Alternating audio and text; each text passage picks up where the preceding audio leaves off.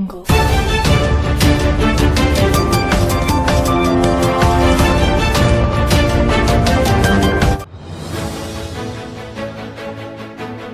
ನೀಡಲು ಬಂದ ಮಹಿಳೆಯೊಂದಿಗೆ ಡಿವೈಎಸ್ಪಿ ಅಸಭ್ಯವಾಗಿ ವರ್ತಿಸಿದ ಪ್ರಕರಣ. DYSP Ramachandrappa suspend. ಇದು ಉದಯ ವಾರ್ತೆ ನ್ಯೂಸ್ ಕನ್ನಡ ಇಂಪ್ಯಾಕ್ಟ್. ದೂರು ನೀಡಲು ಬಂದ ಮಹಿಳೆಯೊಂದಿಗೆ ಅಸಭ್ಯವಾಗಿ ವರ್ತಿಸಿದ ಡಿವೈಎಸ್ಪಿ ರಾಮಚಂದ್ರಪ್ಪ ಅವರ ವಿಡಿಯೋವೊಂದು ಸಾಮಾಜಿಕ ಜಾಲತಾಣದಲ್ಲಿ ವೈರಲ್ ಆಗಿತ್ತು. ಆ ಪ್ರಕರಣಕ್ಕೆ ಸಂಬಂಧಿಸಿದಂತೆ ಡಿವೈಎಸ್ಪಿ ರಾಮಚಂದ್ರಪ್ಪ ಅವರು ಸಸ್ಪೆಂಡ್ ಮಾಡಿ DG and IGP doctor Alok Mohan ಆದೇಶ ಮಾಡಿದ್ದಾರೆ.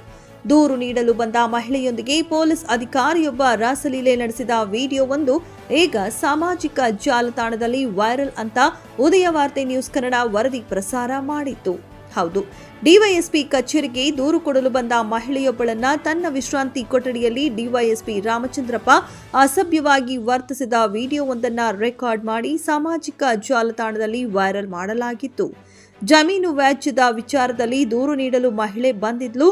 ಅವಳೊಂದಿಗೆ ಸಲಿಗೆಯೊಂದಿಗೆ ನಡೆದುಕೊಂಡು ಡಿವೈಎಸ್ಪಿ ಕಚೇರಿಯ ವಿಶ್ರಾಂತಿ ಕೊಠಡಿಗೆ ಕರೆದುಕೊಂಡು ಹೋಗಿ ಅಸಭ್ಯವಾಗಿ ವರ್ತಿಸಿದ ವಿಡಿಯೋ ಆಗಿತ್ತು. ಈ ಸುದ್ದಿಯನ್ನ ಉದಯ ವಾರ್ತೆ ನ್ಯೂಸ್ ಕನ್ನಡ ಪ್ರಸಾರ ಮಾಡಿತ್ತು. ಉದಯ ವಾರ್ತೆ ನ್ಯೂಸ್ ಕನ್ನಡ, ತುಮಕೂರು.